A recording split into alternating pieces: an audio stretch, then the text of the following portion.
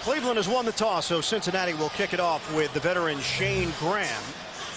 Graham missed a 37-yard field goal last week in the third quarter, and the dangerous Joshua Cribbs. Big performance the first time these two teams played. 223 return yards for Cribbs in that 23-20 loss. We're underway, the 73rd edition of the Battle of Ohio. And this one will take a roll into the end zone and touched up there. Cribbs misjudged it. It's a touchback. Browns will have it at the 20 to start play here at Paul Brown Stadium. Lewis in the backfield. He's had big games against the Bengals in his career, but most of those came as a member of the Baltimore Ravens. Fake the handoff. On a throw, Chris Jennings. And Jennings picks up 4 yards on first down. Lewis now back there on a 2nd and 6 for the Browns. Motion man is Gaines, the veteran, now in his 6th year from Central Florida. 2 wide receivers for Quinn to work with. And off, Lewis, tippy toes to the line of scrimmage, met by Dhani Jones. It's a gain of 2 on the play, and it sets up 3rd down for Cleveland. On a 3rd and 4, Harrison checks in as a 3rd down back, and a full receiver set for Quinn. Crowd is loud early. Quinn, protection holds up and fires in stride for Chancey Stuckey. And the former Jet is spilled out into Cincinnati territory. A strike from Quinn to Stuckey, covering 24 yards. Well, this is what you want to see from Brady Quinn. His best game last week as a pro. Now he needs to follow it up here today with another solid performance. Good protection. Nice throw on the seam route, giving Stuckey a chance inside there before the safety can come over and make the play. Cleveland Browns very effective last week going no huddle against Detroit. Eric Mangini telling us we're basically going to go no huddle the entire day if it's working. On a first down, he's ruled down at midfield. Lewis goes in motion, and Quinn, timing pattern up top, and knocked away. Massaquoi, the intended receiver, in a matchup with Leon Hall. Out there on the corner, Chris Crocker helping as well. And Rich, there's one thing about having young corners in the NFL. As they get experience, they become older, experienced corners, and they grow together, and that's what this group has done. Yeah, Leon Hall and Jonathan Joseph both have had solid years, but not a good decision by Brady Quinn to start. Leon Hall had help over the top. They were in 2 deep coverage. Poor choice to start the game by Brady Quinn. On a 2nd and 10 for Quinn and the Browns. He threw for 304 yards last week, 4 touchdowns, no picks. Career highs in every category for Quinn. Running play, and it's Lewis. Trying to drive forward. He picks up 3 yards on the play. And this is where I've seen the most improvement from this Cincinnati defense over the years. This group has gotten really good under Mike Zimmer, their defensive coordinator, at stopping the run. They're currently 2nd. They've held opponents under 100-yard rushing for 6 consecutive games. They have been great in their run defense. Zimmer told us that on tape it looked like Quinn was trying to get rid of the football quicker, and he seemed to have a better feel for where things were coming from last week against Detroit on a 3rd and 7. I think this speaks volumes of the fact that Brady Quinn is able to handle this no-huddle offense. Look out, couldn't get rid of it that time. Morgan Trent on a corner blitz. Well, one of the things with your Brady Quinn, you got to make sure that you're square in terms of the protection scheme. You're going to see Morgan Trent. He comes right off the slot. Brady Quinn never feels him. That ball has to come out quickly. So the Browns are forced to punt with Reggie Hodges, journeyman, who has stepped in for the injured Dave Zastudil. Zastudil out for the season with a right knee injury. Quan Cosby, the return man. This one takes a roll into the end zone, and the Bengals will have it at the 20. Cedric Benson out with a hip flexor, missing back-to-back games. Didn't play last week in the loss to Oakland, but the Bengals still had 177 yards rushing, 348 total yards of offense. Not enough against the Raiders. On first down from the 20. Palmer to throw, and slings it over the middle to Lavernius Coles. It's a 5-yard gain for Cincinnati. Mike Adams there defensively for Cleveland. Coles may have been dinged up on the play, headed to the sideline on a 2nd and 5. Handoff to Bernard Scott. Scott fumbles the football. And knocked out of bounds. Zigzag move by the rookie Bernard Scott. He had it knocked out of there by Cameron Wimbley. And Cincinnati fortunate. It's a 3.5 yard gain for Scott. Well, when you watch him run, he wants to test the edge of a defense, but right here he never feels Wimbley on his back shoulder there, and he comes in and gets the strip. He's very fortunate that ball goes out of bounds. Bernard Scott last week, 119 yards on the ground, the first Bengals rookie to rush for over 100 since Corey Dillon back in 1997 on a 3rd and 1. And Scott leaning forward. It should be enough for a first down. Play fake on first down. Palmer gets rid of it. A flag down. A dump ball for Jeremy Johnson, the fullback. And a 5-yard gain for Cincinnati. Penalty marker thrown as Matt Roth makes the play for Cleveland. We'll tell you about his story coming up. Mike Carey is our referee.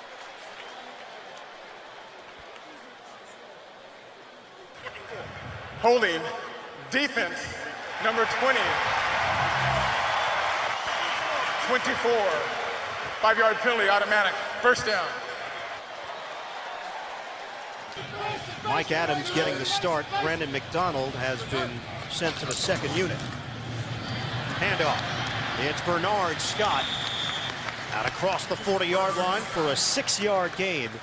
And Cincinnati moving the football. Kenyon Coleman making the stop for Cleveland. On a toss for Bernard Scott.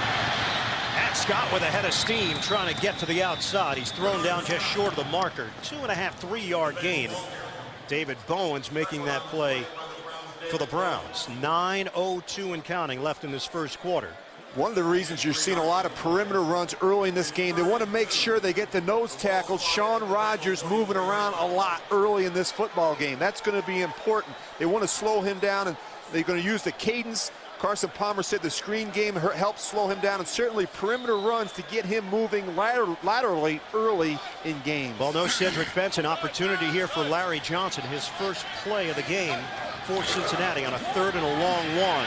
Johnson finds a hole. And a juke move into Cleveland territory. Bobby Williams with a good block. Johnson turns it upfield for a 10-yard pickup. And this is what Larry Johnson can do. He's very good at running between the tackles. He can run with some power, a bigger back than what they're accustomed to here in Cincinnati. And Ian, they told us last night they have a package of plays that he has a history and familiarity with from his days in Kansas City. And Marvin Lewis telling us that the players have done a good job reaching out to Johnson, making him feel comfortable. Carson Palmer and Ocho Cinco and even Cedric Benson.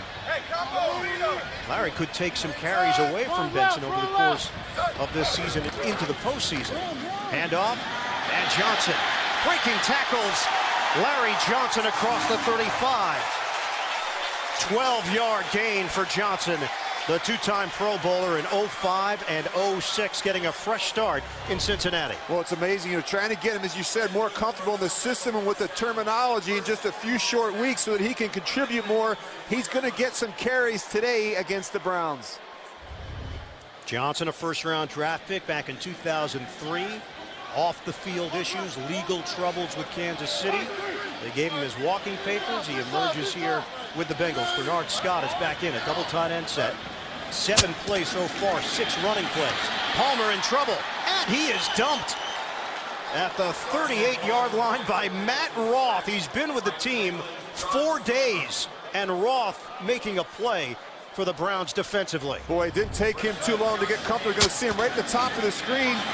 But clearly he gets upfield, and it's amazing. I mean, he got here on Thursday, Thanksgiving Day. He was able to practice a little bit. He doesn't know the entire system in terms of the terminology. They said they're going to throw him out there, let him play. Rob Ryan said, hey, he's one of our best players already. Waived by the Miami Dolphins, a 2nd-round pick back in 2005 in his 5th year out of Iowa. Handoff, it's Scott, and he's trampled down at the 35-yard line, a 3-yard gain. Cameron Wimbley, first man there for Cleveland. Well, it's been a disappointing week for the Browns defensively. They played very well 2 weeks ago against Baltimore on Monday night. They took a step back last week, And that was disappointing, as Rob Ryan said, really probably their worst performance of the year defensively against Detroit. They need to clean things up on the defensive side. I think that starts with communication at every level of this defense. Just too many missed assignments and mental errors last week. And a quick snap on a 3rd and 11. Comeback route. It's complete. Ocho Cinco. And it's right at the marker. Well, they're going to work on Brandon McDonald, and he has been a little inconsistent this season. He's struggled some. We talked with Carson Palmer last night. He really felt like that was the matchup that they could take advantage of early in this game. And it is enough for a first down. They'll give him forward progress, although McDonald forced him out of bounds well shy of the first down line. 5:25 to play in this first quarter. Well, that just kills you. When you can't get off the field, when you have a team pinned back in a 3rd and long situation, boy. Bengals got a very good spot on that play and a new set of downs to work with. 1st and 10 at the 24 for Cincinnati. Running play. And Larry Johnson banged down as he picks up 2 yards. Alex Hall, first man there for Cleveland. Had a penalty marker on the play. You and I met with Johnson early in the season when he was a member of the Kansas City Chiefs. He had trimmed down. He had bought into the philosophy. Illegal formation. Offense. Number 83 covered up an eligible receiver, making him ineligible. 85. 5-yard penalty is still a first down. Well, we know who 85 is. That's Ocho Cinco. It just seemed that Johnson and Todd Haley never quite meshed. Running game was struggling. Johnson was getting frustrated. And then it spilled over into his Twitter account. That's not good for anybody. And the Chiefs decided to make a change and put an end to it. Yeah, I think that they got tired of his shenanigans there in Kansas City, and he burnt one too many bridges. And I think it's a good opportunity for him to kind of jumpstart his career. Come here, pressure's not on him, to learn this system and make some contributions early. Here comes the blitz. Bengals handle it. Palmer overthrows Lavernius Coles. Now, Palmer thought that Coles was going to go out towards the sideline, and Coles just stayed where he was.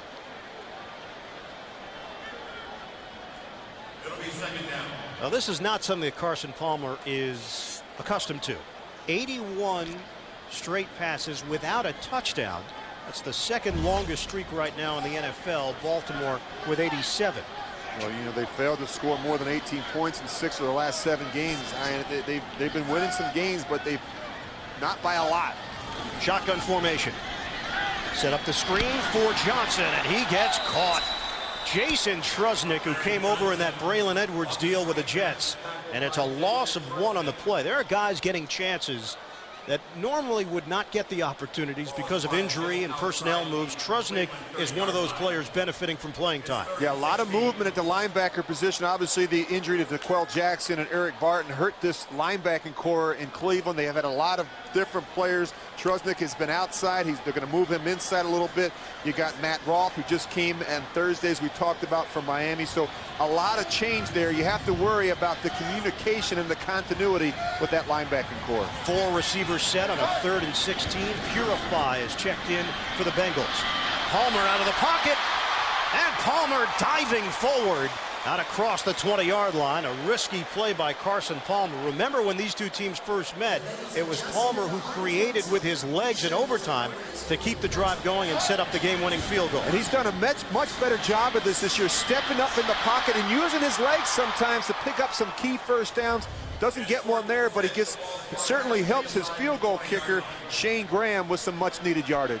And Graham this season is 12 of 17. He's had some rocky spots this year, normally reliable now in his 9th year. 37-yard attempt. Bengals looking to get on the board first. And Graham drills it. 3-0 Cincinnati.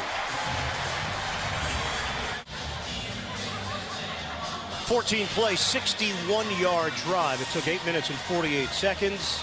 Larry Johnson featured on that drive for Cincinnati. 3-0, Bengals in front. They will kick it off to Joshua Cribbs, and this was a very large part of their conversation this week, not allowing this man to be a major factor. Yeah, Joshua Cribbs had a field day last game against these guys in the return game. Shane Graham both kickers for the Bengals.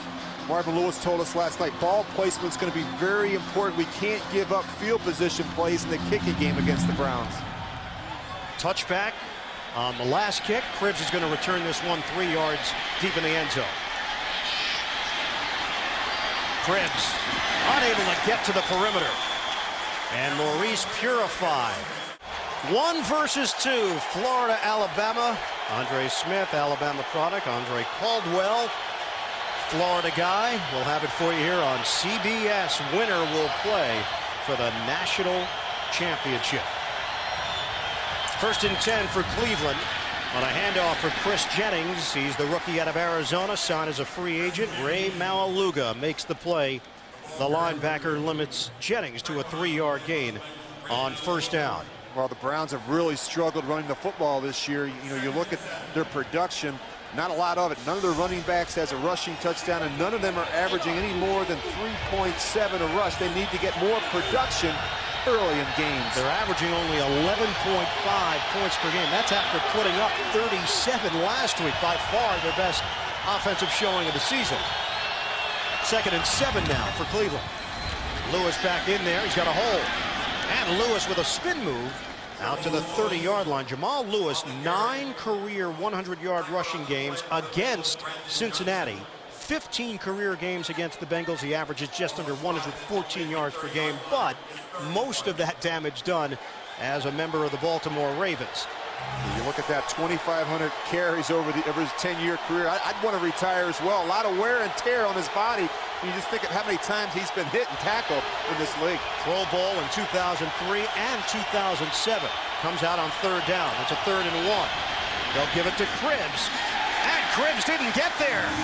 Needed a yard. Jonathan Fanene makes the play defensively. Well, I don't understand that. You take one of your better backs, Jamal Lewis, a banger, off the field, and you hand the ball to Joshua Cribbs on a 3rd and 1 situation. You try a little trickery. I don't understand it. I don't know why you wouldn't leave a guy like Jamal Lewis in there, bring in Lawrence Vickers, the big fullback, and run downhill to try and make a yard. Reggie Hodges will punt it. Quan Cosby standing at his own 24-yard line for Cincinnati. Hodges formerly with the Rams, Philadelphia, the Jets, Tennessee. Cosby breaks 1 tackle as he crosses the 35-yard line. Brandon McDonald wraps him up. And back here in Cincinnati, apparently that guy ripped that phone out of his kitchen to bring here to the game. You don't see phones like that anymore. Palmer throwing on 1st down. Underneath, he makes the connection with J.P. Fauci, former Raider and Kansas City Chief. Now in his 3rd year out of Georgia Tech. Give him a gain of 6 on the play. One of the toughest teams to figure out in the NFL, the Houston Texans. 1-14 all time against the Colts. Boy, that would be a huge win for them today. Handoff to Bernard Scott, met by Robert Smith. It's a 4-yard gain. Well, you want to talk about big? Andre Smith, 6'4", 335 pounds, the Outland Trophy winner. Contract holdout, then signed, then fractured his left foot in camp. Palmer steps up, and Palmer running again. Angled out of bounds. Carson Palmer as Jason Trusnick gave chase. Eric Mangini told us Palmer won't run as much as Ben Roethlisberger, but he'll run more than guys like Brady and Manning. They're aware of it. I'll tell you what, he looks quicker to me. Now, it's amazing. I've watched Carson Palmer play for a long time, but he looks more explosive, and he's very decisive. He does a nice job anticipating when the pressure around him begins to become a problem, stepping up in the pocket, making some plays. On a 2nd and 4. Hand off. And Scott, short side of the field. He just didn't have room to work with. Cedric Benson missing back-to-back weeks with a hip flexor. Marvin Lewis telling us they felt good about it on Friday, even after he practiced, but just didn't feel right about activating him this week. Palmer throwing. High throw, and should have been intercepted. He was looking for Coles. Brodney Poole, who leads the Cleveland Browns in picks with 4, had a shot at it.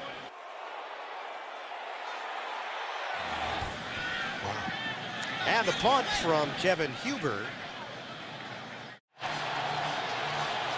We asked Cleveland offensive coordinator Brian Dable, where has he seen improvement from Brady Quinn? He told us his ability to stay calm is much improved.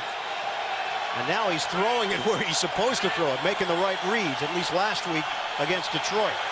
Quinn so far today, 2 of 3, 28 yards. 1st and 10 at the 11. Yeah, he's going to run it here. Check off to a running play. It's Chris Jennings. Flag is down. And Jennings is buried behind the line of scrimmage by Brandon Johnson, the 4th-year linebacker, formerly with the Arizona Cardinals, stepping in for the injured Keith Rivers. Offside, defense number 90, 5-yard penalty, 1st down. And Rivers is out with a calf injury. A real good indicator that it was going to be a run there. And you look at the secondary, particularly the safeties, and they have a 2-deep safety look. That tells you right now there's going to be 6 in the box. And that's an advantageous look for Brady Quinn in the offense. They want to run the ball against a 6-man box. They want to throw it versus a 7-man box. 1st and 5 for the Browns, just underway here in the 2nd quarter. Jennings will flex out as a wide receiver, and Quinn will operate from the gun. Here comes the rush. Quinn gets rid of it. That catch is made by Stuckey. Spun down by Ndukwe. Play was finally whistled dead. Short of the marker, 4-yard gain. Tell me about the no-huddle offense. What are the positives for Cleveland in trying to adopt this no-huddle? Well, there's a number of things. Certainly the up-tempo pace is important. There's more responsibility on the quarterback. But what it does is it limits substitutions from the defense. It limits the volume of pressures, and it makes it tough on a defensive coordinator to he has to speed up his process in terms of making his calls. So it really puts the pressure on a defense. 2nd and 1. Gaines is the motion man. On a handoff, it's Jennings. Bulldozing his way very close to a 1st down. He was met by Ndukwe. So Chinadum and Ndukwe, good storyline with Brady Quinn. These guys go way back. And in fact, Quinn said it was Ndukwe who got signed by Notre Dame, offered a scholarship.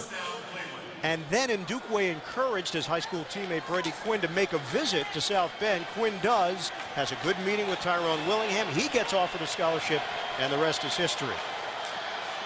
Quinn also had some thoughts on Charlie Weiss. We'll tell you about that over the course of the day. Tough loss against Stanford last night. Quinn throwing. High throw. Incomplete.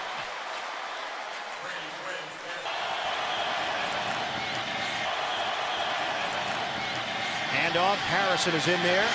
And Harrison had a big day the last time these two teams played. Rushed for 121 yards in the first meeting. Only 73 yards since that meeting, which was back in week 4. 6-yard gain. Just keep an eye on all the orange jerseys that get to the ball here. Just look at them all come across the screen here. They do a good job in their pursuit. They take good angles, but I'll tell you what, when you put the tape on, this Cincinnati defense, they play hard every play. They don't take plays off. 3rd and 4. Harrison back there. Well, you can see Brady Quinn, a lot of communication there. Brady Quinn very involved in the declarations and the protection calls up front. And they protect him on a 3rd and 4. Incomplete. Diving attempt by Stuckey. He couldn't haul it in. And the Browns will punt. Well, this is where they were really good last week on 3rd down, and he was making these throws. Today, he's missed a number of throws in critical situations. You know, you think about last week, and they finally put it all together. Offensively, they scored more points. They scored 37 points than they had scored in the previous 5 games combined. And Eric Mangini said, we hope we're not a one-hit wonder. We hope we can duplicate that same performance here today. 3 possessions, 3 punts. Only 14 plays. Hodges punting to Cosby. And Cosby is spun down short of the 35-yard line by Blake Costanzo. 50-yard punt. Cincinnati Bengals chance to finish undefeated in the AFC North for the first time in franchise history. On 1st down. Drop ball, Lavernius Coles. Coles with 30 catches this season. Coverage there from Eric Wright. And the Bengals having a tough time getting their passing game going here in the first half.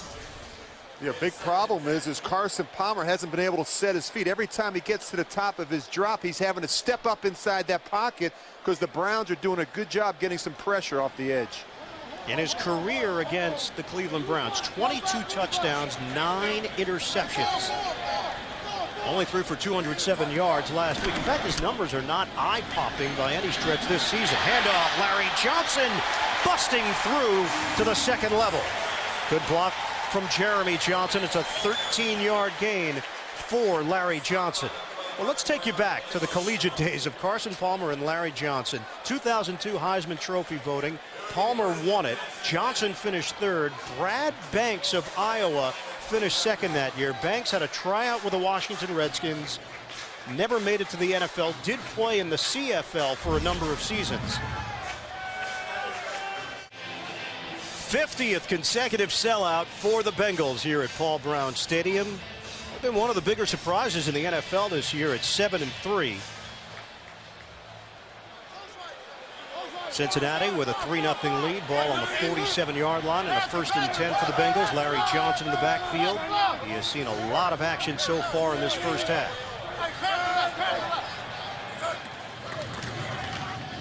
Handoff, Johnson. He's got a running lane. And Johnson with a spin move into Cleveland territory to the 46-yard line. That's a 7-yard run for Johnson, who has looked very fresh here today. How surprised are you that the standings look like this at this stage of the game? I don't think it's hard to figure out why this team is 7-3 to top this division. I mean, a healthy Carson Palmer. They've been able to run the ball with Cedric Benson. Of course, he's not available today. And then the other thing is their ability to stop the run. They're second in run defense. That's how you get atop the AFC North. 42 yards rushing for Johnson so far. And keep it on the ground. It's Johnson again with a stutter step move, and he's got a first down. Out near the 40-yard line, 4-yard gain. When you go back to the standings, the Bengals really caught a break last week with Pittsburgh and Baltimore both losing. In fact, last Sunday marked the first time that all 4 AFC North teams lost on the same day since NFL realignment to 8 divisions. You have to go back to 2002. How about that nugget? Very good nugget. We know that can't happen this week because they're playing each other. Palmer gets hit and hit hard. Cameron Wimbley with a shot. It's incomplete. And look out for the Miami Dolphins. 10-yard penalty. Loss of down. Second down. Intentional grounding the call. Palmer just chucked it upstairs just before he was hit. And the officials felt there was nobody even close to the area that he was throwing it. Boy, he is getting rushed, doing a good job. Look at Roth right there at the top of the screen. He's going to walk Dennis rolling right back into him. You see the pressure. He actually throws it out to the flat. You can see Ocho Cinco, who was further down the field. Good call by the officials. I've been really impressed with this Browns defense so far here in the first half. They've done a nice job getting upfield, getting some pressure on Carson Palmer. Well, Rob Ryan, he looked at the tape from last week, and he told us last night it made him sick to his stomach. Well, I think the keys today for this football team, they have to be able to stop the run. That's really where it starts defensively. The other thing is they have to find a way to get off the field on third down. What did Rob tell us? The other thing, limit the explosive plays, which have really hurt this defense. 2nd and 20 now for Cincinnati after the penalty. Double tight end set with Coates and Fashi. Palmer to throw, gets rid of it. Low throw in the direction of Lavernius Coles. And now a 3rd and 20 for Cincinnati from the gun. Palmer steps up. Palmer, a flag thrown, and incomplete. He tossed it over the middle, up for grabs. Lavernius Coles over there. Brian Leonard in the area as well. Holding. Offense number 74 is declined. 4th down. And that's Dennis Rowland. Holding is declined as it was an incomplete pass. Look, you can just have a 3-man rush right here. It's amazing. They're getting it done with the 3-man rush. Nice job by Rodgers inside. Pressure off the edge. Corey Williams. That's been the difference so far in the game. They're getting pressure with that front. Well, they rotate those 6 defensive linemen: Smith, Rodgers, Coleman, Mosley, Rubin, and Corey Williams. Kevin Huber has had an excellent rookie season, averaging 44 yards per kick. Handles that snap. And Joshua Cribbs waiting for it. This kick sails to the end zone, a touchback. So the Browns will have it at the 20. 8:45 to go, second quarter. Bengals lead it 3-0. Cleveland takes over at the 20. Stutter step. Jamal Lewis trying to push the pile. And Lewis gains 3 on first down for Cleveland. Quinn, play fake. Over the middle.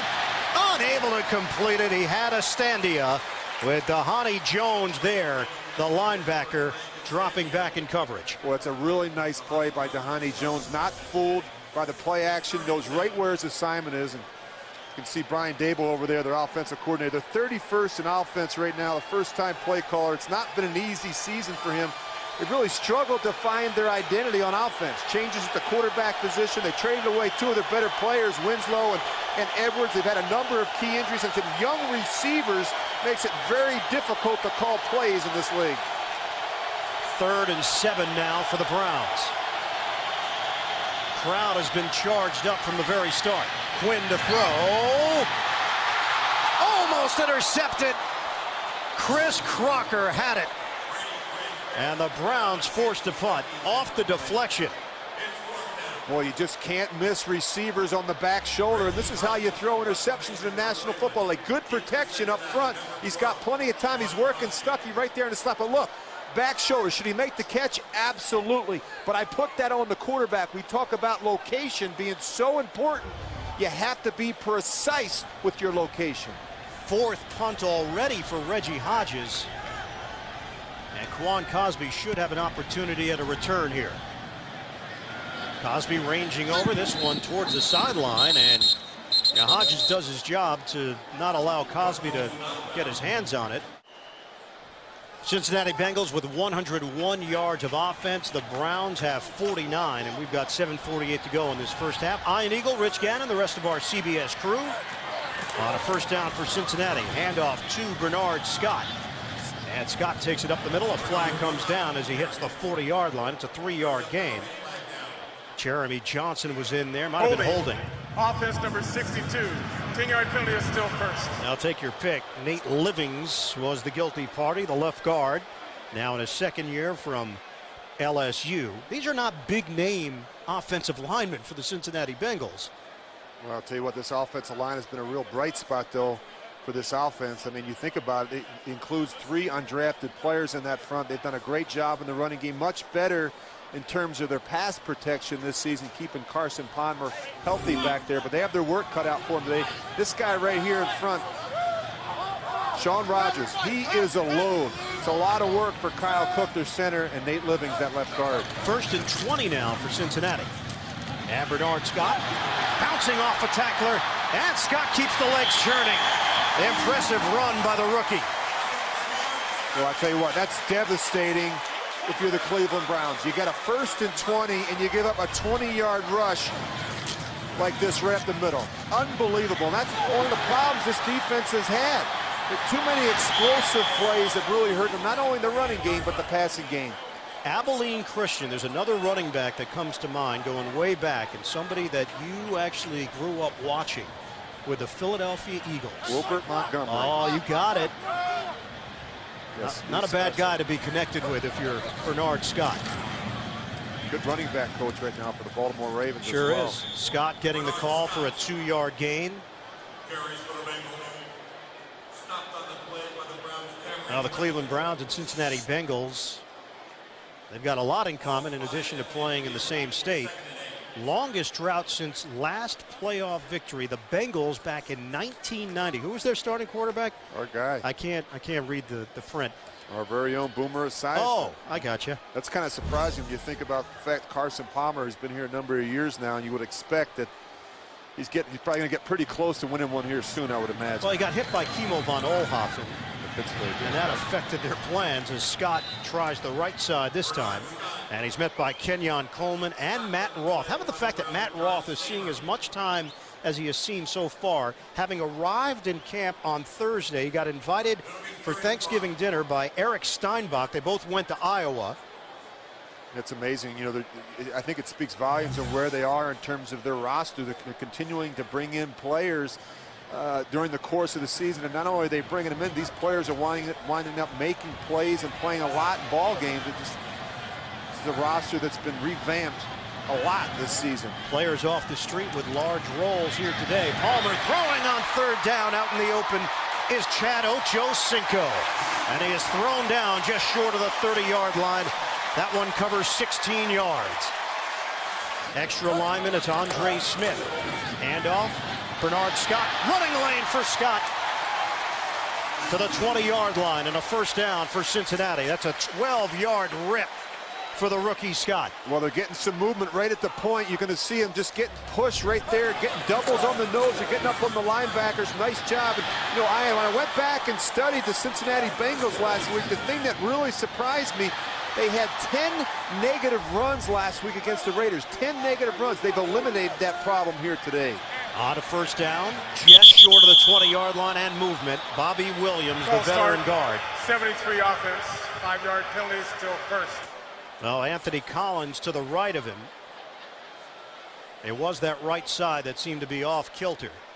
Well, Bobby Williams is the only player along that offensive line that's in his original spot from last year. He's probably their most productive player, but it's a big group up inside. When we talked with Rob Ryan, that defensive coordinator for Cleveland, he said this is a bunch of maulers up front. They just want to get their hands on you in the running game and push you back. 74 yeah, Cincinnati's only averaging 21.5 points per game. They're 16th in the league in that category. You look at their offense, you'd think it would be higher. Handoff, Scott busting it to the outside, unable to truly turn the corner. He didn't have the angle with Mike Adams. He does pick up 5 yards on the play. Well, you know, you mentioned that. You know, Carson Palmer's had 13 straight games now without a 300-yard performance. And I think that's a good thing. I think finally they have some balance offensively, not putting up as many points as they would like, but I think that's a big reason why they're 7-3. They've been able to run the ball, they control field position, they keep their defense off the field, and certainly getting this guy back, Cedric Benson, would go a long way. And they expect to have him back next week for a home game against Detroit. Benson among the league's leading rushers. Scott makes a cut, and nothing there. Rodney Poole fully prepared. It's a 2-yard gain for Scott, and the fans reacting off the conservative play call. Well, you know what? You can say it's conservative, but they've already rushed for 128 yards in this game. They're going to wear down this Cleveland defense. And an injury on the play for the Browns. Will come back and give you the update on that in a moment. Kenyon Coleman was the injured Brown. He was able to walk off the field. He's a Mangini guy going back to the Jets. Prior to that with the Raiders and the Dallas Cowboys. C.J. Mosley, another former Jet, is now in for him. On 3rd and 8. Palmer throws out route and caught by Caldwell. Stood up after he got the first down. 11-yard gain. Clock continues to move as Caldwell stayed inbounds. You're going to see Caldwell. He's going to be in the slot. They do a nice job clearing on the outside. Caldwell right here. He's just going to go up the field and run a little out route, but they do a nice job on the outside. You see Ochocinco. He clears out that flat area for Caldwell to make that catch. 1st and goal from the 7 for Cincinnati. Bengals trying to add to their lead. Handoff, Larry Johnson slicing his way up the middle, and he picks up 3 yards. Mike Adams, tough guy out of Delaware, making that play defensively. He's a fighting blue hen. Mike Adams gives him a lot of flexibility in that secondary. 10th play of the drive for the Cincinnati Bengals. 2 minutes to go in this first half. They have a 3-0 lead. 2nd and goal just inside the 5.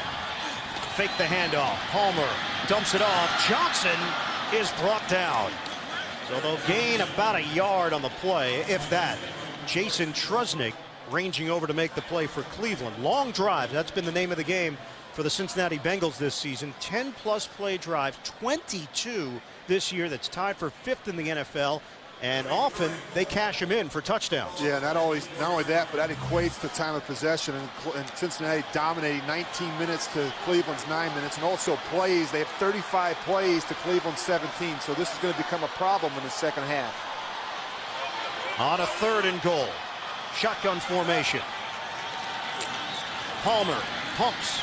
Palmer out of the pocket. Throwing on the move. Touchdown. He threads the needle. J.P. Fashi, and the Bengals add to their lead.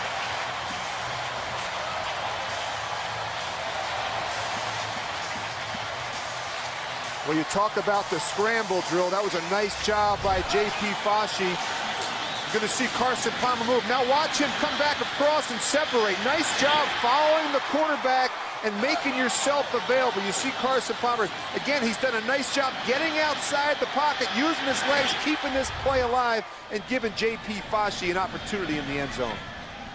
Shane Graham on for the extra point. 11 plays, 63 yards. Now, J.P. Fauci has worked very hard to maintain a spot in the NFL. He's with practice squads with the Jets. Denver, Minnesota, was on the active roster with Oakland and Kansas City. And Palmer able to connect with the tight end Fauci, originally from Queens, New York, in his third year from Georgia Tech. Cincinnati with a 10-0 advantage over Cleveland with 1:10 to go, first half. You know, it's amazing when you watch Carson Palmer, when things start to break down around him and get chaotic, he seems to be at his best. Very calm, cool, and collect in pressure situations. Only 4 games last season for Carson Palmer, and what a difference you've seen in this team because of his presence and his leadership here in 09. Graham kicking off to Cribbs. Browns need some kind of jolt right now. Instead, it's Cribbs getting a jolt on special teams by Purify. 1:06 to go in the second quarter.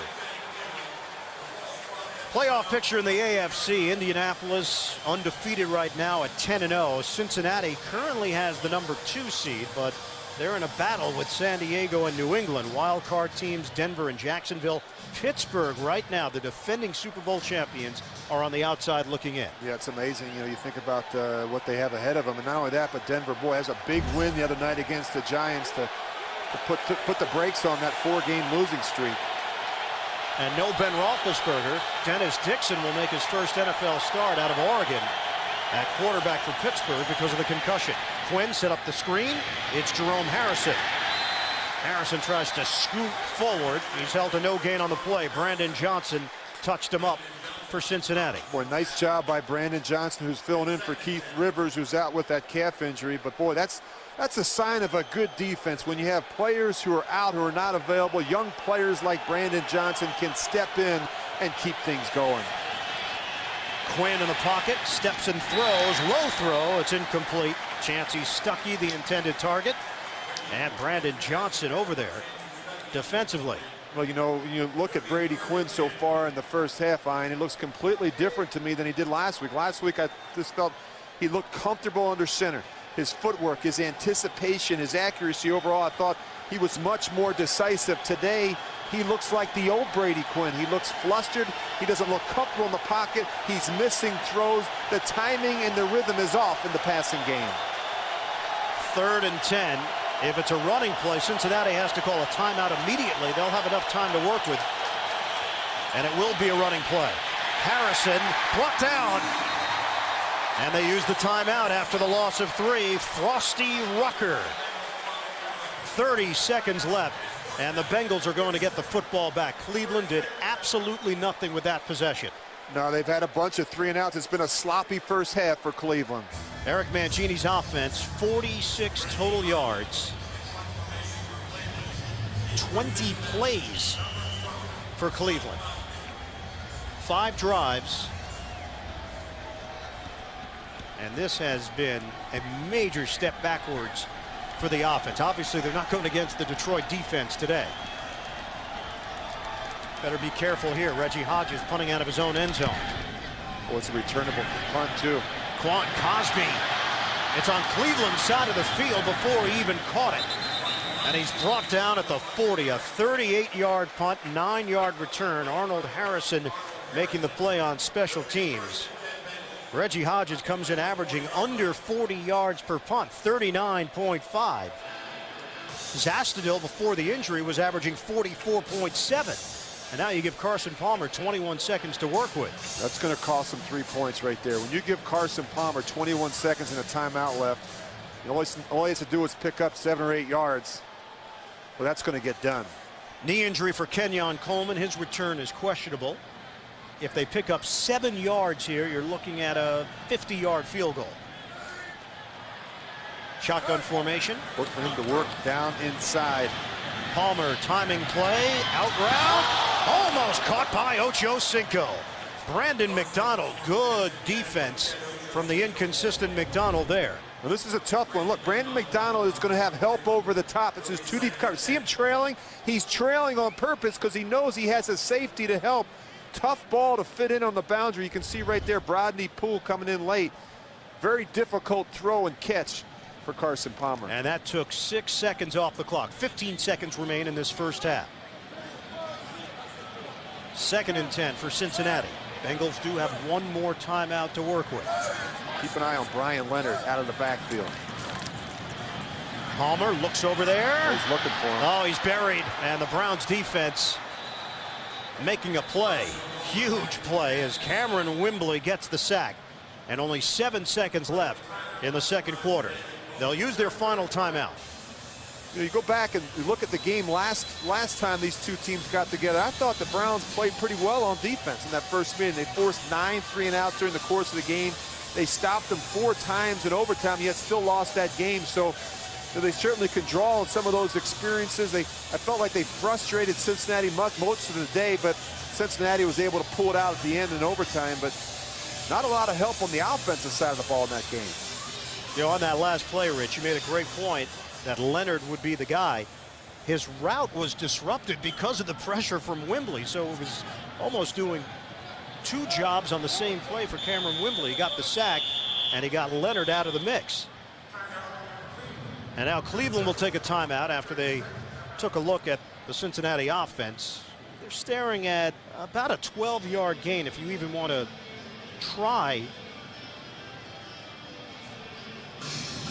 Yeah, well, with 8 seconds and no timeouts, if the ball gets completed in the field of play, the half is over. So you got to be smart here. You got to try and attack the boundary. If you can pick up 15 yards, you give your kicker Shane Graham at least a look at it. Graham's longest kick this year is 50. His career long is 53, set back in 2004. Went to the Pro Bowl in 2005 when he put up a franchise record 131 points. So the line of scrimmage is the 49. Again, it would have to be a sideline route and a quick duck out of bounds. You can see the Browns guard for. They have 3 defenders on that boundary. They want to let him complete it in the middle of the field of play. And Palmer thrown down. Horse collar. Well, they're going to get one more shot at it. Sean Rogers. The play clock is out, but the half can't end on a defensive penalty. Now Palmer's teammates come over, trying to check on him, and now they'll help him up. I don't know if he got the wind knocked out of him. I'll tell you what, on the previous play, Palmer looked a little bit frazzled as he came to the sideline. If it's a 15-yard penalty, you're looking at a 52-yard field goal. Yeah, you just see right there, big Sean Personal Rogers foul. doing everything he can just to get Horse Carson collar. Palmer to the ground. Defense number 92, 15 yards, automatic first down, and will extend the half with an untimed down. Boy, that's huge. As you said, Ian, that 15-yard penalty now will give him a shot at a 52-yarder. And well, you would have been better off if you were Sean Rogers to let him continue to run around that corner there. Yeah, he was just angling towards the sideline. Either way, the half was going to come to an end. But, you know, it's hard to fault a defensive player. They're doing everything in their power, and they're taught to, to make tackles, and they're just trying to reach out and get any part of the jersey. You can see right there, Eric Mangini not happy about that, but clearly when you look at the rules, you can't grab a player like that by the back, the shoulder pads or that upper part of his jersey and pull him down. Eric Mangini has seen more things happen to his team this year than he ever could have anticipated. That was as strange an ending to a game as you'll find last week. This is a strange ending to the first half. They made the plays. It was over. Palmer is angling towards the out-of-bounds line. Instead, it's a 53-yard attempt with no time remaining. Shane Graham trying to give Cincinnati a 13-0 lead. Graham sweeps the leg, and he's got it from 53 yards away. He matches a career long. The Cincinnati Bengals with a 13-0 lead over the Cleveland Browns as we welcome you back inside Paul Brown Stadium. Ian Eagle along with Rich Gannon. The story in the first half, Cleveland's lack of offense and the Cincinnati running attack. Clearly, Cleveland has to find a way here in the second half to get Brady Quinn comfortable. They need to pick up some big chunks of yards early in the second half. Carson Palmer telling us that last week they just couldn't consistently overcome all of their mistakes. And he said he was not mentally prepared for a loss against the Raiders, considering the way that game went. A similar feeling here. It's not an overwhelming score, but they've dominated the action. Scott on the return for Cincinnati as he crosses the 20-yard line and a penalty marker down. Alex Hall making the play on special teams. Injured Brown Mike Adams. Holding. Offense, number 59. Half the distance to the goal. First down. And Brandon Johnson called on the hold. Adams being helped off by one of the trainers. So he will head to the sideline, and Brandon McDonald will step in at that cornerback position. Adams had supplanted McDonald as the starting quarter each of the last 2 weeks. Well, we talk about adjustments at halftime. What does Cleveland have to do differently in the second half? They have to find a way to stop the run. It's been a big problem. They're 29th against the run. It's been a problem for them all year. That front seven, they have to find a way to make Carson Palmer beat you. I can't believe I'm saying that, but that's what they have to do. The running game is absolutely killing them right now. Motion man is Lavernius Coles, and they'll just keep it on the ground. Tripped up is Bernard Scott at the line of scrimmage. Looked like he fell down as he tried to work around Kyle Cook, the starting center. A gain of about a half a yard on the play. Well, a lot of the problems defensively for the Browns have been self-inflicted wounds. When you talk to Eric Mangini, this defensive system, it's all about alignments, assignments, and adjustments, and you need to be on the same page with all three at each level of the defense. In the first half, clearly, that was not the case. Call it second and a long 9. Ground game. Now they'll keep pounding it, and Bernard Scott keeps doing the job. Another excellent run, very close to first down yardage. Give him a gain of 8 on the play. Well, you see the first half possessions there. The things that jump out at me, the 14-play drive, the 11-play drive, they finished better there. Little tough spot there, those second and third drives, but boy, they really finished off the half on a positive note. That 11-play, 63-yard drive. I always think it's important as you come out in the second half, that first drive, you have a chance here to really put this team in a bad spot. On a 3rd and 1, Johnson long strides, and he's got a first down. It's a 2-yard gain for Larry Johnson. If this team achieves everything that they believe they're capable of, do you see Larry Johnson having a big role in that? I do. I think you can use a guy like him, and certainly Cedric Benson. Larry Johnson can have a specific series of plays. I think it can help you. 2 fresh backs, and of course, we can't forget Bernard Scott. They have a good situation now. That acquisition looks like a good one now, particularly with the injury to Cedric Benson. 51 yards rushing for Johnson, and Scott has 74. Give it to Scott. And a huge pile there as Scott carries just short of the 24-yard line. It's a 2-yard gain for Bernard Scott. Robert Smith, Cameron Wimbley in on that stop. Scott coming in with an average of 4.3 yards per carry. Division II product. He won the 2008 Harlan Hill Trophy as the most outstanding player in Division II football. And he bounced around. He was at Central Arkansas. He was at Blinn College. Finally found a home at Abilene Christian. Just never think you can have enough running backs in the fold. I think that's important. They're all going to have specific roles in this system. Certainly when Cedric Benson gets back, he'll get the workload.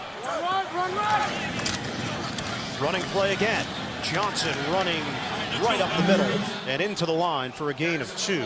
Jason Trusnick, first man to greet him. And Scott went to the sideline. Medical staff is taking a look at him. Already down a running back. Cedric Benson out with a hip flexor.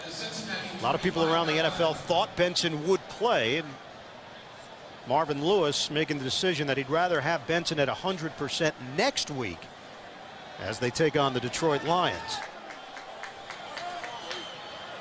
3rd and 6. Still haven't thrown it on this series. First possession, 3rd quarter. Palmer from the gun. Rush coming. Palmer throws. And complete. Ocho Cinco. But a penalty marker. 2 of them back at the line of scrimmage. This one's coming back. Mike Carey will sort it out. That left side of the line held up. Holding, offense number 77. 10-yard penalty is still third. And that's why Andrew Whitworth, in his Please 4th year in the 11:35 NFL. on the game clock. Used to be the starting left guard, now in at left tackle this season. We see Chad Ochocinco there frustrated. Did a nice job on that route, but boy, just don't give yourself any chance. You can continue to make penalties on 3rd down. And this was a problem for him last week. And we went back and watched that game. They were sloppy last week in that game against Oakland. The 8 penalties, the 4 turnovers. They gave up 3 sacks. Not good enough. You talked with Marvin Lewis. He was not happy with their performance. He was hoping they'd come out here today and take care of the penalties in this football game. So now a 3rd and 16.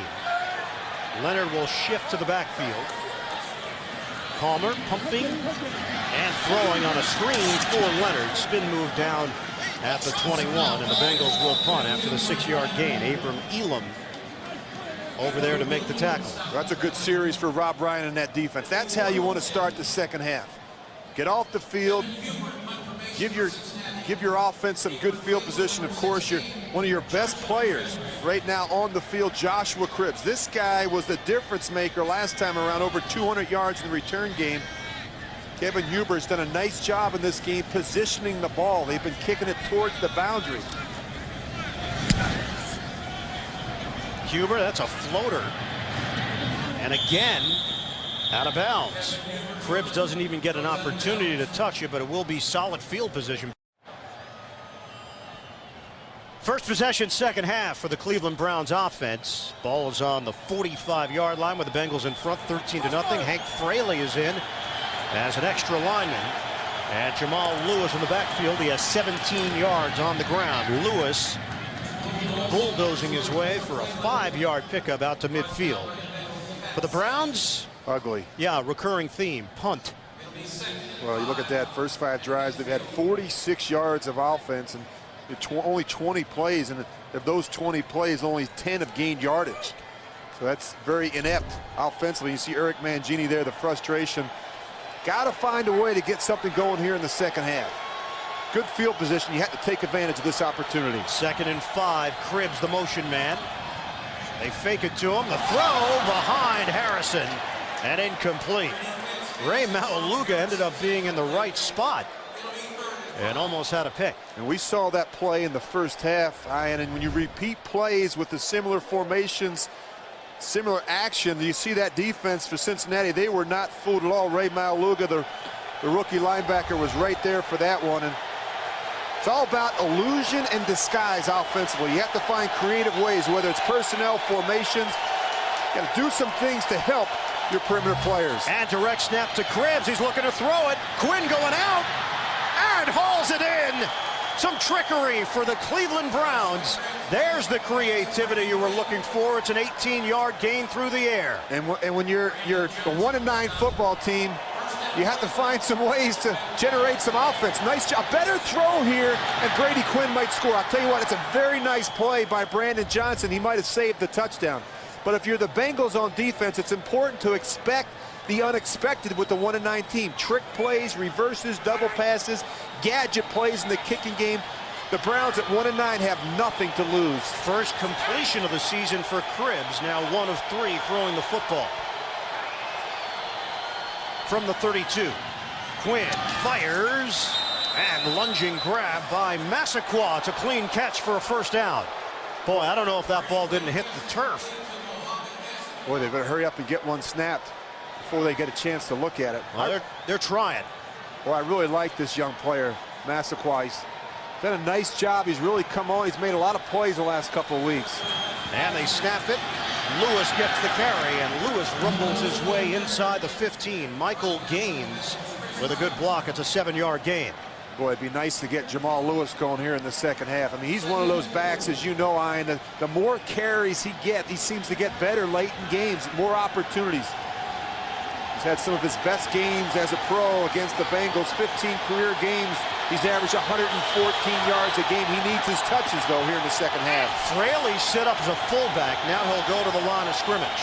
On a 2nd and 4. Motion man is Vickers. Yeah, Mike Carey. I don't know, did Hank Fraley report or not? You have to report if you're Hank Fraley. And he's making that announcement, looks like, to the defense. Number 66 is reports eligible. as an eligible receiver. Boy, you hate to disrupt the flow and pace of the game. And you see Brian Dable there, the offensive coordinator. He's trying to get him up on the line of scrimmage. He wants to get this play called and off before the Bengals have a chance to adjust. 2nd and 4. Running play, Lewis. Up the middle. And a little extra push should give him the first down.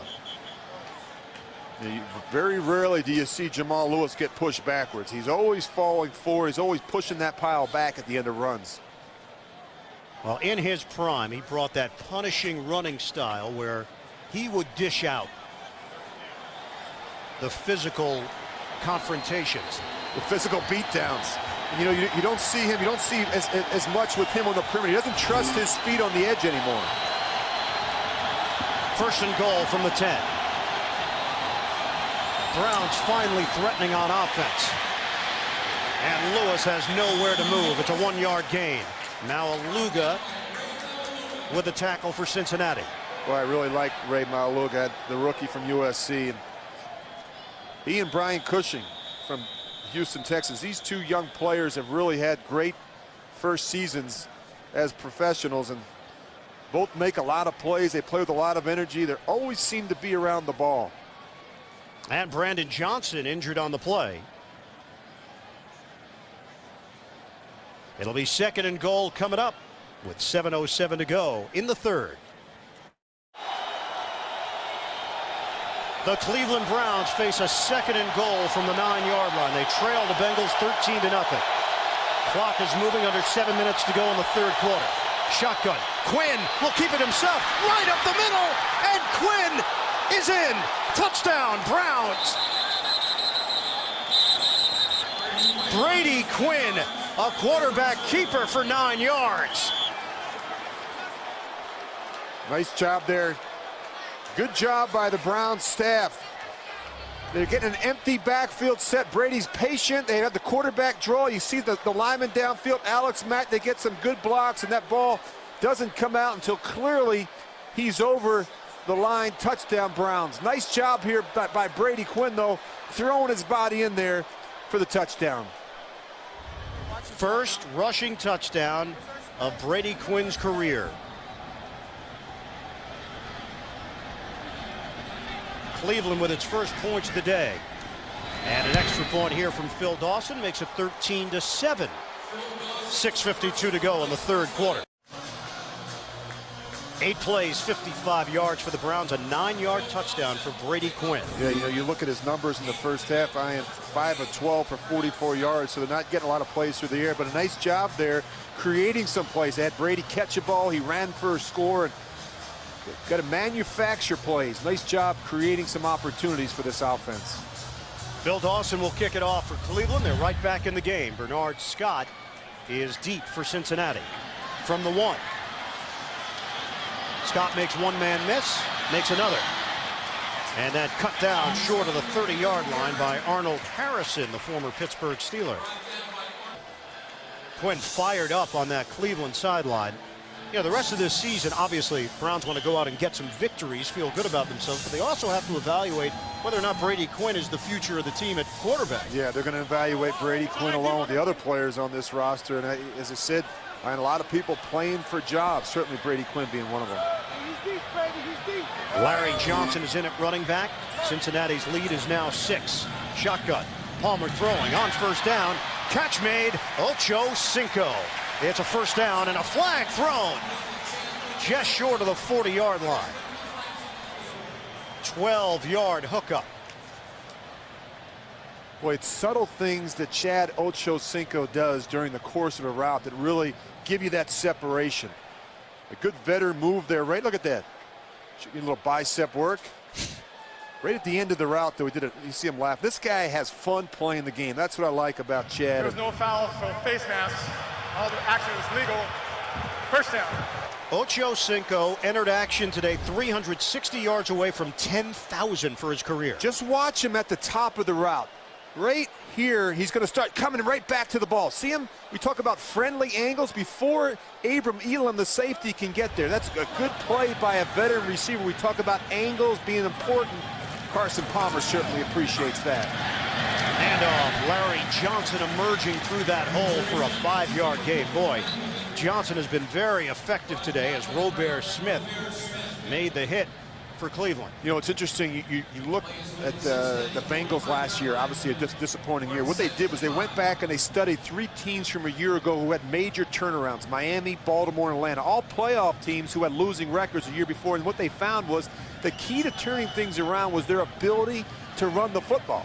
It helps you manage the game, control time possession, keep your defense rested, and that's why the running game was a major emphasis this offseason. Under 6 minutes to go in the third. Cincinnati with a 13-7 lead. It's Johnson again. Breaks a tackle. And Johnson into Cleveland territory. It's a first down run of 8 yards for Larry Johnson, and the numbers have been impressive. Jason Trusnick took a whiff. And Larry Johnson now 10 carries, 66 yards. And this is his style of offense. You know, you talk about the fact that he was lost a little bit with the system in Kansas City and how Todd Haley had changed things up. And he's better in a system like this. They run the ball downhill, the zone run scheme between the tackles, a team that wants to run the ball with power. Perfect situation for Larry Johnson. Rodney Poole sustained a head injury. His return is questionable. Hand off, Johnson again, and that hole clogged up in a hurry as he carries to the 45 for a gain of 2. David Bowens in on the stop. Boy, I really have liked the job that this guy right here, Bob Bretkowski, has done, the offensive coordinator. If he has to run it 50 times in a game, he'll do that. The other good thing is Carson Palmer, he's willing to do that as well. If he has to hand it all 50 times, a very unselfish player. 2nd and 8. Palmer throwing underneath. Connection made with Lavernius Coles. And Coles breaking to the outside. Out of bounds. Ocho Cinco with a block to help spring Coles for extra yardage. 19 yards and a first down for Cincinnati. And Indianapolis will have another divisional battle next week as they take on the Tennessee Titans. Will the Colts remain undefeated is the question. Here's a kick for Johnson. Big hole, Johnson out across the 20-yard line. Boy, the Cincinnati offensive line continues to separate up front and create running room for Johnson. Yeah, and he's a big back, and there's some big holes there. You get a guy like Larry Johnson on the second level, and he's going to make you pay. And this begins to, you talk about time of possession. The defense is on the field a lot in this game. The offense has struggled. They begin to wear down late in games. It's been a reoccurring theme all season for the Browns. He was averaging 2.9 yards per carry coming into today. And Larry Johnson today has 76 yards on 12 carries. And you can tack on some more as he brings some Browns defenders on his back for a 4-yard pickup. And they'll move the chains. You try to figure out the NFC East. Who would have thought Dallas would turn it around? And now at 8-3, and the Giants really struggling after that weak performance in Denver.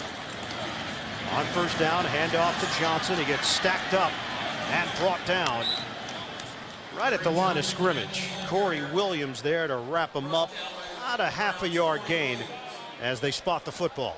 That's what you really want to do against a guy like Larry Johnson. You want to make sure you have good fits in that run defense, but make him bounce runs. Want to make a guy like Larry Johnson bounce runs to the edge where he's not as effective.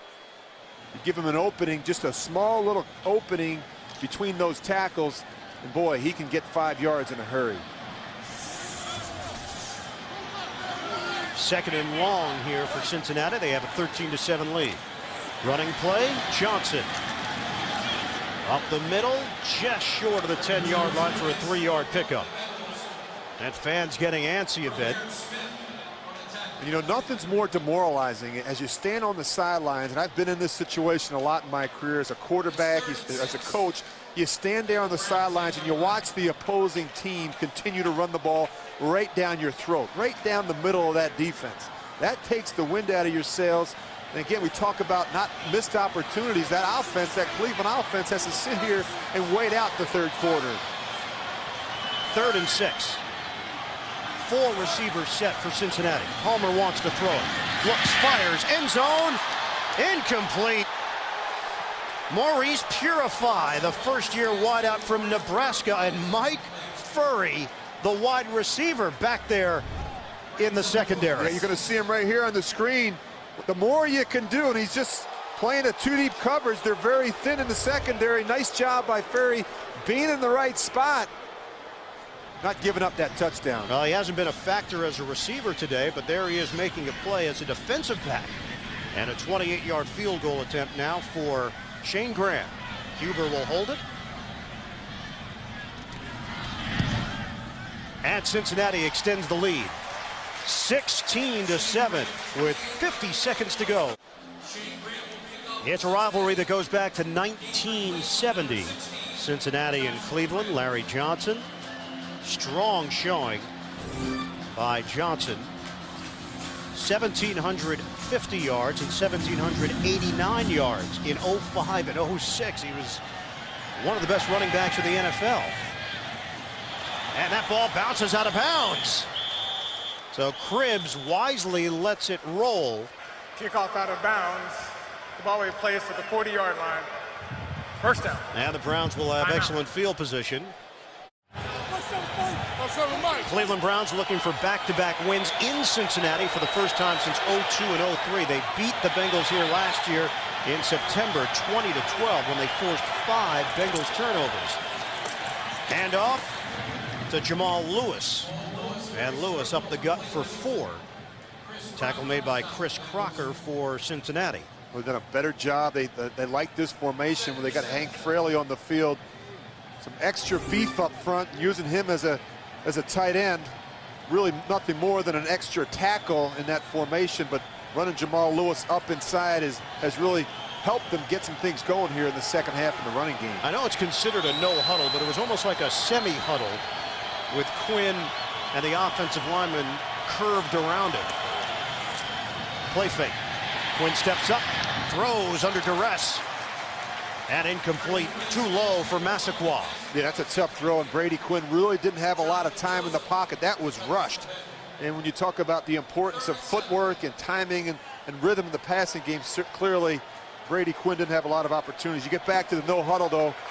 Brian Dable, the offensive coordinator, said 30 to 40% of the time we give Brady Quinn 2 plays at the line of scrimmage. So we give him some options. His job is to preview the front and the coverage and get us in the best play possible based on the look. Quinn is 5 of 13, 44 yards, no touchdowns throwing, no interceptions. He does have the rushing touchdown. 3rd and 6 from the gun. Quinn, another low throw. Cribbs able to grab it, but it will be about a half a yard shy of a first down. And that's the final play of the 3rd quarter. Well, you get back to this last throw. Look at location, how important it is on this throw. A better throw here by Brady Quinn. You see how Joshua Cribbs has to go all the way down to make a miraculous catch. A better throw, you put it out in front of him and use the boundary, and that's an easy 3rd down conversion. And you see right here, now Eric Mangini is left with a decision to make. Obviously, when you're 1-9, we talked about early, expect the unexpected. You have to take chances. Now 4th down for Mangini. Cleveland Browns, first play of this 4th quarter. They need really inches for a first down. They need to get to the 50. Less than a half a yard separates the Browns and a new set of downs to work with.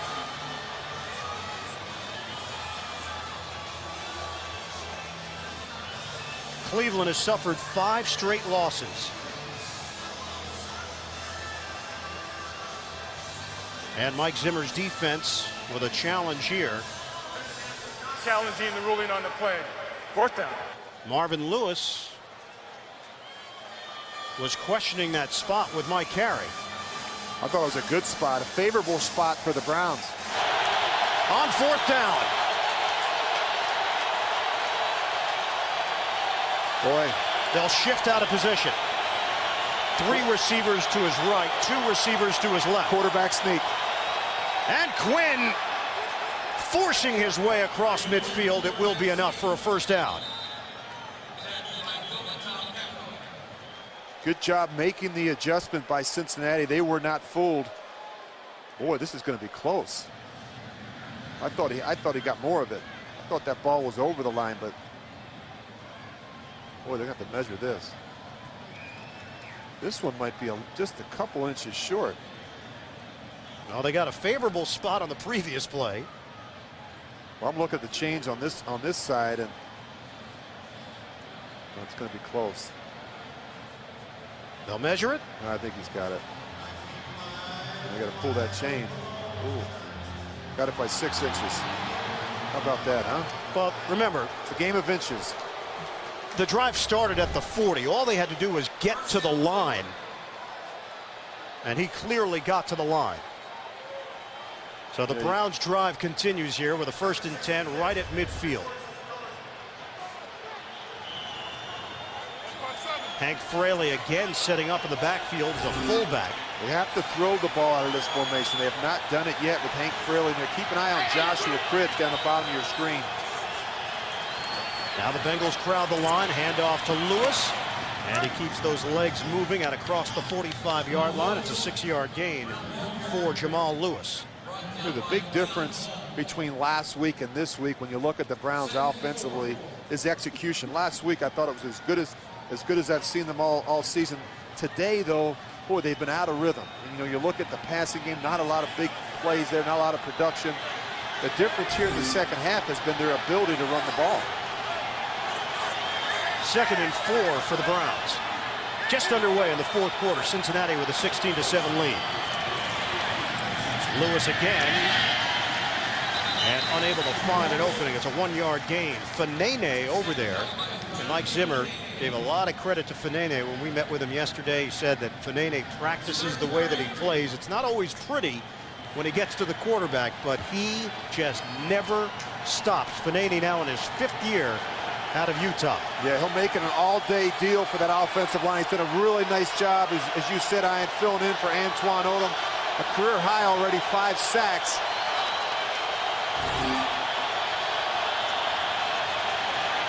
Third and 3. Stuckey, the motion man. Moving pocket. Quinn sets and throws. Incomplete. Massaquoi, the intended receiver. Boy, just not on the same page. You can see Massaquoi there and Brady Quinn. Well, this isn't even close. Boy, another wasted opportunity. They got the ball at the 40-yard line. Just watch Massaquoi here. Watch where this ball ends up. He's clearing. He's not even expecting a back shoulder throw.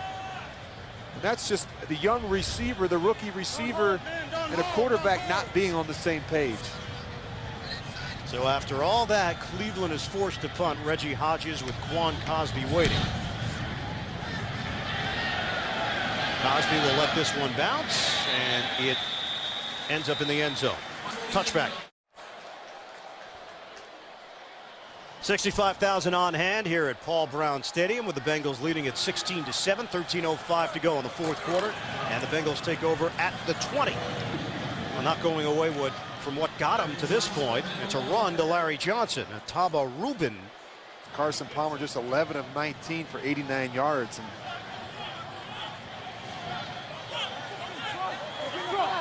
Second and 10. Coates, the motion man. Looking to throw. Palmer steps up. He gets rid of it, and too high. Ocho Cinco, the intended target. Abram Elam supplied the pressure on Carson Palmer.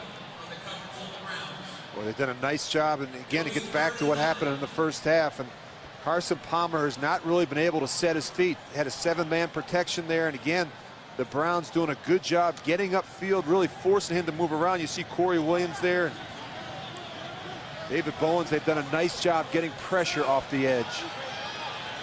3rd and 10 now for the Bengals. Palmer straight back. On the move. And Andre Caldwell. Terrific grab by Caldwell along the sideline for 13 yards, working against the veteran Hank Poteet. Boy, nice job here. Great concentration on the boundary. Look at this. Talk about using the boundary. Good concentration there by Andre Caldwell. Boy, look at him extend for that ball. And that's what I talked about earlier in this quarter about the quarterback using the boundary, throwing the ball out in front, getting him in the transition of the run, but you can't throw it behind him. Very difficult for those receivers when they're going full speed to make those type of catches. Give to Larry Johnson. He got slowed down from behind. Sean Rogers. And that first down allows Cincinnati to use more clock. Very close to another horse collar by Rogers, the Pro Bowler last year. Well, I tell you, he can be a real difference maker for that defense. I mean, very disruptive in the middle, not only in the running game because he gets such great push and penetration, but in the passing game as well. Doesn't get a lot of sacks, but he gets push on the pocket and really creates a lot of opportunities out on the edges for some of those other guys on that defensive line. It's been nearly a year for Larry Johnson going over 100 yards. He's got a chance to do it here. And Johnson is thrown down just short of the 40-yard line. Rogers again in on that play. It's a 5-yard gain for Johnson. He's got 90 yards, 18 carries. You know, it's going to be interesting to see how they work this rotation when Cedric Benson comes back next week. And it's important to get Cedric Benson back in the flow of things and get him his carries. But boys, it's a nice situation to have a guy like Larry Johnson who can come in a moment's notice and take the ball 15, 20 times and get some production. Yeah, Benson was on his way to a 1,500-yard season and a Pro Bowl in the AFC until the injury, the hip flexor. 3rd and 4. Shotgun. And Palmer unable to make the connection to Lavernius Coles. And Cincinnati's drive stalls as Furry is again out there defensively. Number 87. Used to play defense. If you go back in his career, Mike Furry, formerly with St. Louis and Detroit. He's played free safety before. This guy that played in the XFL, played in the Arena League, now in his 7th year in the NFL. I think it makes sense. You know, I'm surprised you don't see more teams in situations where they get short a little bit, putting a receiver back there. These guys understand angles, they understand coverages, they understand the passing game, so it makes perfect sense to have a player like that back and help in your back end. Not a lot of offense today in Cincinnati. Bengals lead at 16-7. Browns have 118 total yards. Set up the screen for Cribbs, and he's bottled up. Nice play by Morgan Trent, the rookie out of Michigan, sliding over to help out. It's a 1-yard gain through the air. Under 10 minutes to go now in the 4th quarter. Yeah, and as you said, Ian, under 10 minutes to go, and you're in a 2-score game. So this is a critical drive for Cleveland. They have to find a way to get some points on this drive. Starting to run out of opportunities late in this game.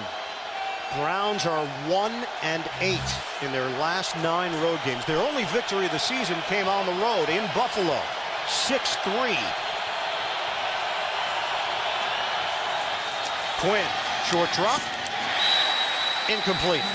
Cribbs, the intended receiver. And again, when you're missing easy 3-step throws like this, it tells me that the receiver and the quarterback are not on the same page. And this is disappointing. And, you know, you look at the production that they had last week, and then you come out here today. That's not good. Not good. They had a great week last week, and today they've come out, they've looked very sloppy.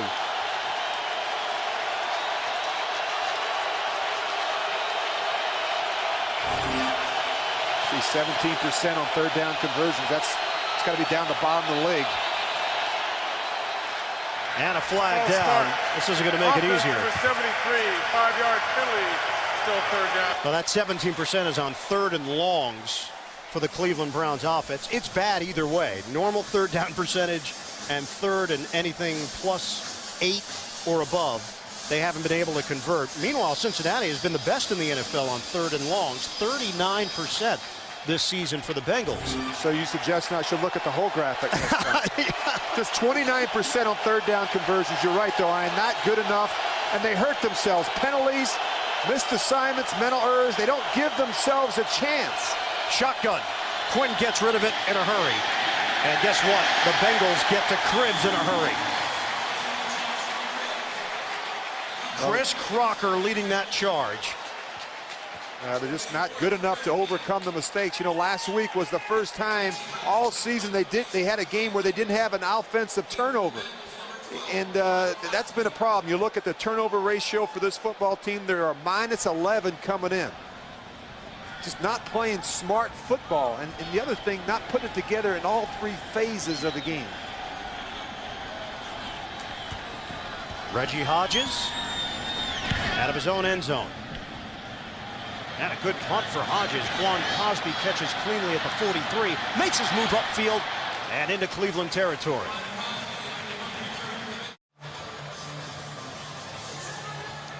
Cincinnati Bengals interaction at 7-3, trying to bounce back after the 20-17 loss in Oakland. Bernard Scott has returned to the field. Scott's been effective as well. 16 carries, 76 yards. They have 184 yards rushing.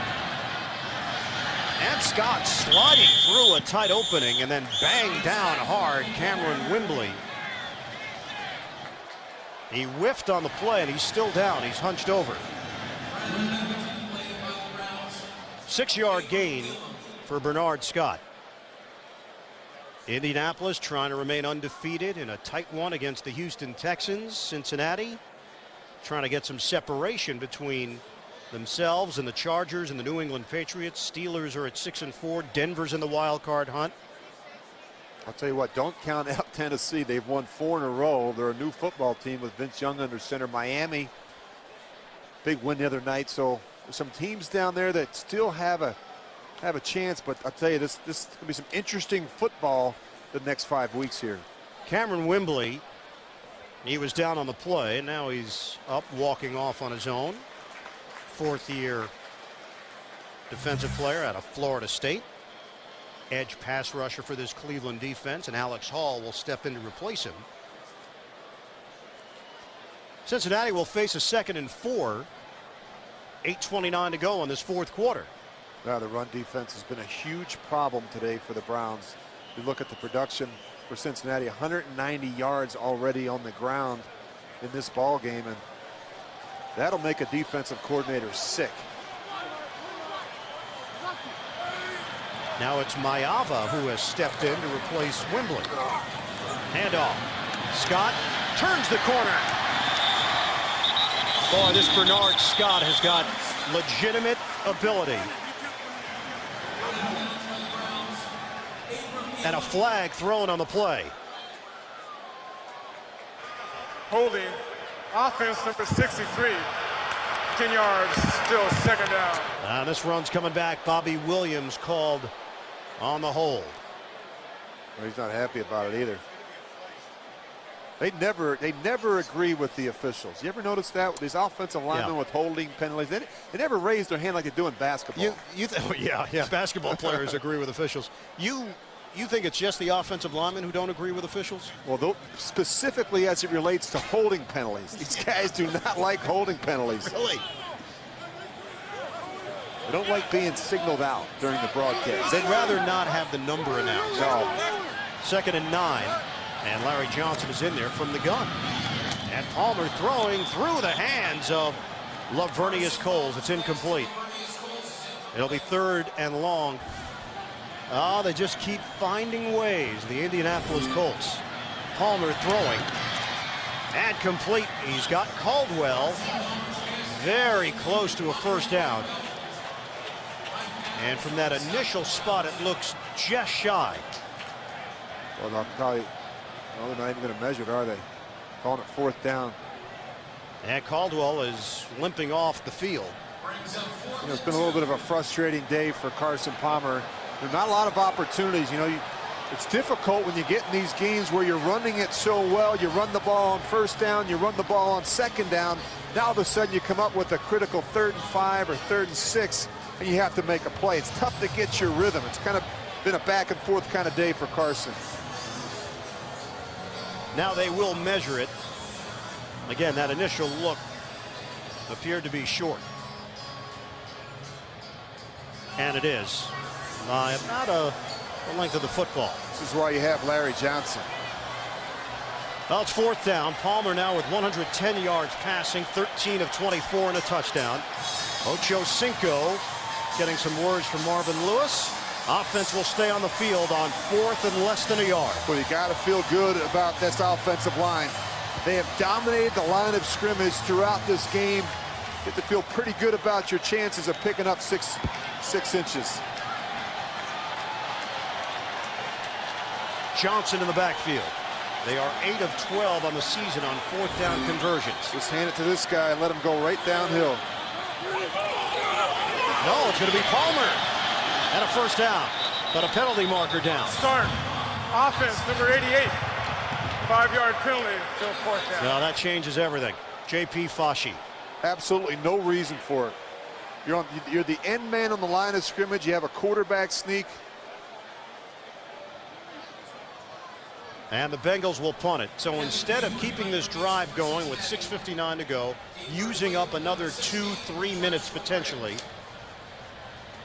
the door is open slightly, but it's still open for the Cleveland Browns. And the one thing that the Bengals have done a really nice job of today is not let this guy be a difference maker. You really got to tip your hat to the job that Kevin Huber has done kicking the ball away from Josh Cribbs. And Cribbs, fair catch. Now they call Paul Brown Stadium the jungle, and the fans trying to play a role here. Brady Quinn and the Browns with a 1st and 10. Quinn on a soft toss for Lawrence Vickers and a modest gain on 1st down. As he's touched up by Brandon Johnson, picks up 2 yards through the air. Well, I've really been impressed with this Cincinnati defense today. And as you look at some of the passing leaders today, boy, Aaron Rodgers, he has had a Pro Bowl year for the Packers. There's Ricky Williams. About Ronnie Brown. Shouldering more of the responsibility and the workload there in Miami, and Miles Austin becoming Tony Romo's favorite target on the perimeter in Dallas. 2nd and 8 for Quinn. The pocket holds up. Incomplete. It was offline to Michael Gaines, and it stops the clock with 6:04 to go in the 4th quarter. As impressive as Brady Quinn looked against the Detroit Lions, it's been a 180 here this afternoon against the Cincinnati Bengals defense. Yeah, and you know, that was the thing that Eric Mangini talked about. Are they a one-hit wonder, or can they come back the following week and put up another strong effort? And this is really what we've seen from the Browns most of the season, this inconsistent play, and yet we thought maybe that they could build on last week's performance. They have not been able to do that today. Right now, they have been aha. That's right. One-hit wonder. Quinn. Take on me. Mike Furry, tremendous video. Morgan Trent with the hit, and it's a 9-yard gain. It's enough for a 1st down. Did like that video, by the way. Oh, you did. That wasn't I a did. didn't. Yeah. I did like that video. That was an award winner. Well, you know, if you're Brady Quinn, all you can do, again, these are opportunities. You got 5 minutes left in the game. Take your offense down the field, put together a good drive, and get some points. Building blocks. 5.5 to go in the 4th now. Quinn looking. Quinn throws. And it's Harrison hauling it in, but Tahani Jones was all over it. You know, what a story if you think about Tahani Jones. His NFL career was very much up in the air. The Bengals just took a flyer on him back in '07, and he's turned out to be one of the major leaders of this defense. Yeah, leading tackler, very intelligent player. He really gets them lined up. A great communicator at that middle linebacker position. On 2nd down for Quinn, stepping up, throwing the deep ball, and nobody home, but a flag down. Mohamed Massaquoi in a matchup with Leon Hall. Well, you look at this defense, and Mike Zimmer told us at the beginning of the season, he says, we're not going to be a good defense unless our 2 young corners play well, and they've really done that this year, and you see Mike Zimmer right there. Illegal contact. Defense, number 29. 5-yard penalty, automatic. 1st down. Boy, this guy's done an unbelievable job. Obviously, a very traumatic season for him. He lost his wife, Vicky, earlier in the year, and he's just been a real inspiration to everyone here in Cincinnati, particularly these players. They love playing for Mike Zimmer. Well, he said that Hall has just been excellent throughout the season. Joseph has been tougher this year than in years past. His maturity has come through. And the Browns, after the penalty, with a 1st down. Rush coming. Quinn gets rid of it, and it's too high. In the area of Greg Astandia. Morgan Trent again coming on a blitz as the Bengals continue to dial that up. No, they've done a nice job here in Cincinnati putting this whole thing together. You see they show pressure, they bring pressure off the edge. Brady Quinn again sees it late, doesn't have a quick answer throw, but you think about how they've done this thing. 23 new players from a year ago on this roster in Cincinnati. Only one player remains from the team that Marvin Lewis inherited in 2003. That's Chad Ochocinco. And the average age, 3.7 years of experience, one of the youngest teams in football. Under 5 minutes to go. Quinn gets rid of it quickly. In stride, Chancey Stuckey. And Stuckey out across the 35-yard line. That's an 11-yard gain and a new set of downs for Brian Daboll's offense to work with. 4:28 and counting left in this fourth quarter. Well, a number of players, Stuckey being one of them, obviously, that had come over from the New York Jets. A lot of familiarity there with Brian Daboll, the offensive coordinator, and Eric Mangini. Quinn, incomplete. And a collision there between Massaquoi and Leon Hall. 2nd and 10. Oh, the film doesn't lie. The more you watch this Cincinnati defense, they are a very physical unit. You can see Leon Hall right here. You have to be precise. These are easy throws for the quarterback, and boy, you just can't hang out your receiver like that. You can't throw it on their back shoulder. Brady Quinn, his accuracy today, to me, has been a concern. Not good enough.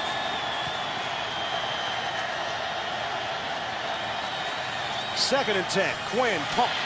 Quinn. Deep ball. And nobody there. Out of bounds. Closest man was Derek Anderson, the former starter at quarterback. And again, we've seen this a number of times today between Mohamed Massaquoi and Brady Quinn. Watch here. He's thinking that he's going to the boundary. Brady Quinn thinks he's going downfield. Just not on the same page. I'll tell you, it's hard to make first downs in the National Football League. It's even more difficult to win games, but you give yourself no chance when you don't communicate and you're not on the same page in the passing game. 142 yards of offense for the Browns. There was movement there from the Bengals, but Quinn hadn't called for the football yet. Here comes the rush. Quinn. Rainbow. Incomplete, too far for Massaquoi. Jonathan Joseph there, step for step. So they tried the deep ball like they did a week ago. They cashed in on some deep balls against Detroit. That just hasn't been the case here today. Yeah, but you have to give them a chance. Watch where this one's thrown. This is overthrown by a good 5 yards. You got to give the receiver a chance. You have a height advantage there. Give him a chance. Let him go up and make a play on the boundary. Massaquoi at 6'2", Joseph 5'11". Reggie Hodges will punt it. He's been busy. Quan Cosby standing at the 20-yard line.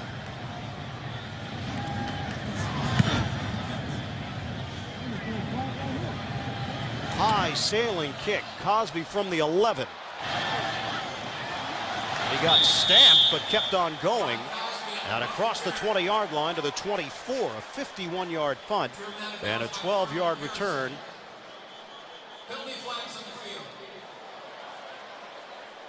I don't think there were any flags. There were some towels on the field. Oh, there's one. Yep, at the 40. Ineligible member of the kicking team downfield, number 94. Cincinnati is elected to take it at the dead ball spot, 5 yards, first down. Eric Mangini's team, 1-9. Going back to last year, the Browns have dropped 14 of their last 15 games. Romeo Crennel was the head coach. This is a team that went 10-6 in 2007. And then the free fall in 08 to 4-12. And 4 wins will be very hard to come by here in 09. You know, it's no fun. I've been in this situation where you have to sit up there at the podium at the end of games and answer questions. It's not easy for guys like Eric Mangini and Brady Quinn. You're not playing well. You'll be 1-10, and difficult to stand there and answer the tough questions week in and week out. Well, we know what Cincinnati's going to do. They'll keep it on the ground. Larry Johnson wrestled down Matt Roth. He could turn out to be quite a pickup for this Cleveland team down the road. Major talent.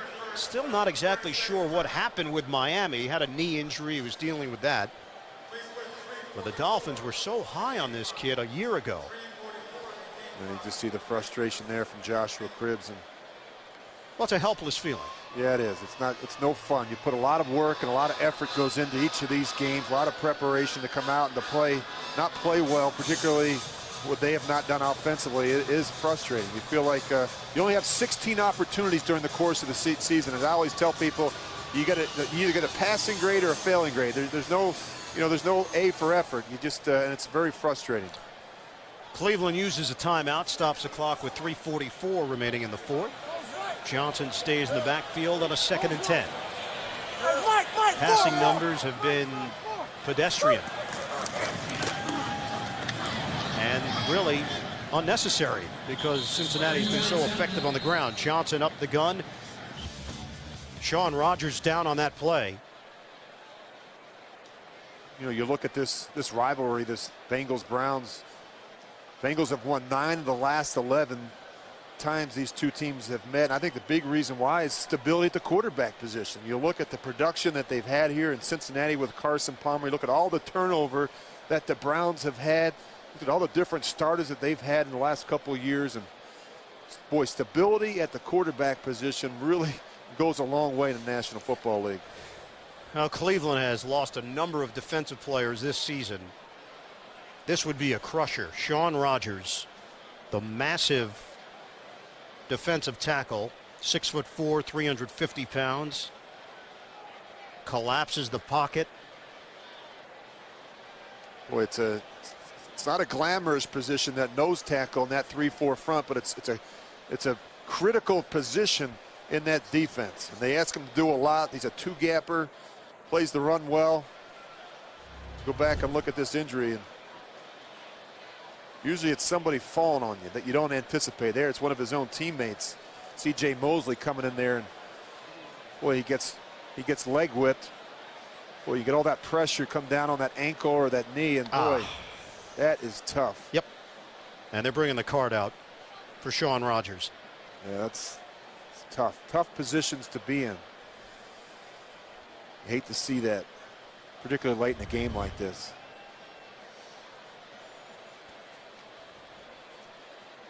Big man up, anchors that front of that 3-4 defense. And anybody we talked to with the Cincinnati Bengals, when you asked them about what they were facing defensively, Rogers was the first name that came up. You just don't get gaudy numbers at that position in the 3-4. But that crew right there knows how important he is to that defense. And you know, you go back and look at the way he's played the last couple of weeks, and you're right, on every offensive staff that we talked to Carson Palmer last night, very concerned about Shaun Rogers in the middle of that defense. They said that they would have to use the cadence to kind of slow him down and try and run on the edge, the perimeter a little bit to get him moving laterally early in the game. And of course, you know, try and mix in some screens and draws and other things to kind of take his edge off. Now in his 9th year in the NFL, acquired in a trade with Detroit in 2008, the Texas product, and looked like an ankle injury as we saw the replay. 3rd and 7 now for Cincinnati. They've got a 16-7 lead. Clock is moving with 3:35 to play. Brian Leonard is in there. We know he's always a threat in the screen game. And Palmer operating from the gun. Motion man Fashi. Pitch for Leonard. Boy, they weren't full at all. Nope. They had bunched up in the backfield. Matt Roth, first man in pursuit. Turns out to be a 1-yard gain. And Cincinnati will punt it. Cleveland uses another timeout. Browns have 1 timeout remaining and the 2-minute warning. And they'll get the football back with 3:13 left.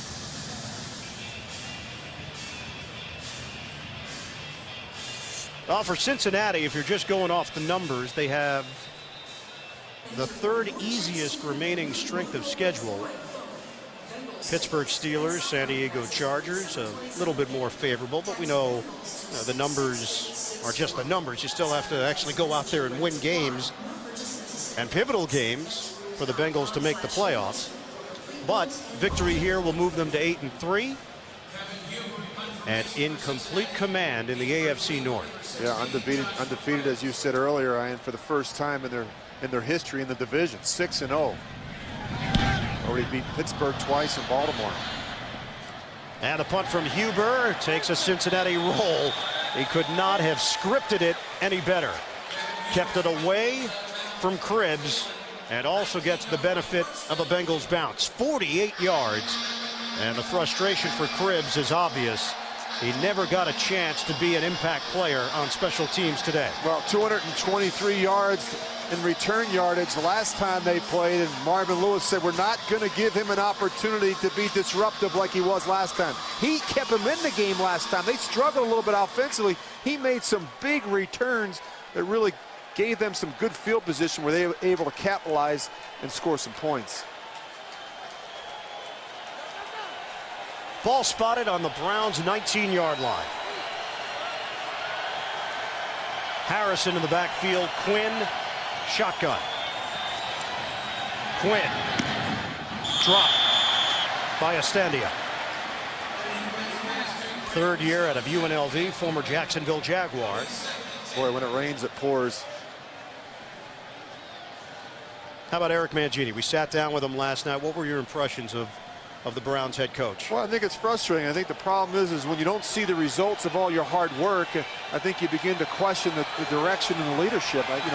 You worry about that as a coach with the young football team. And the thing about Eric Mangini, though, I think he's really tried to take the time and explain why they do things a certain way and why it's important so that everyone understands, how they're going to get where they want to go. And it's a process. And this is a team that they had a lot of questions coming into the season. I don't think anyone anticipated they'd be 1-10 at this point, but Quinn. And finds the open man. Estendia makes up for the drop with a catch out across the 40-yard line. 17 yards through the air. Ryan, I think through it all, though, I think the staff is really finding out about these players. I think you find out a lot about people when adversity hits, when you go through tough times. Holding, defense number 25 is declined. Play results, first down. You see Marvin Lewis there. He's encouraging these players. You think about how they lost that game last week in Oakland. When they had that game under control and they wound up losing it in the last 2 minutes of the ball game.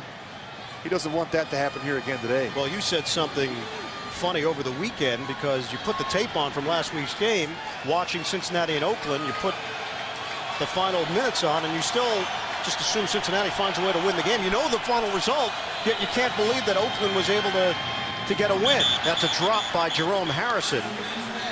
The Oakland Raiders scored 10 points in the final 34 seconds to win the game. Yeah, really, I was shocked.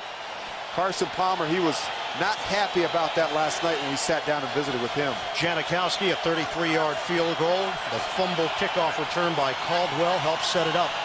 2nd and 10. Jess got the snap off, and Dukwe was rushing, and Quinn is offline to Stuckey. 2:10 to play in the fourth quarter. Boy, it's amazing how you can just go from one week to the next and things can be completely different. I went back and watched that Cleveland game against Detroit last week, and the timing and the rhythm and the footwork. Brady Quinn looked really good to me last week. I thought he looked like a different player, and yet I come here and watch him today, and boy, it just looks cloudy. He's missing throws. It looks like he's rushed. It looks like he's not comfortable in the pocket. Looks like he's not seeing out in front of throws, and that's the challenge in the National Football League, to be able to put performances together on back-to-back weeks. Pass is complete to Stuckey, lost the football, and a scramble for it. It's still loose. Browns able to recover. Joshua Cribbs. Well, you wondered if last week was a breakthrough performance for Quinn and there would be some carryover into this week. Obviously going against a much better defense, Cincinnati, compared to Detroit. 1:59 to go, fourth quarter. Cincinnati with a 16-7 lead over Cleveland.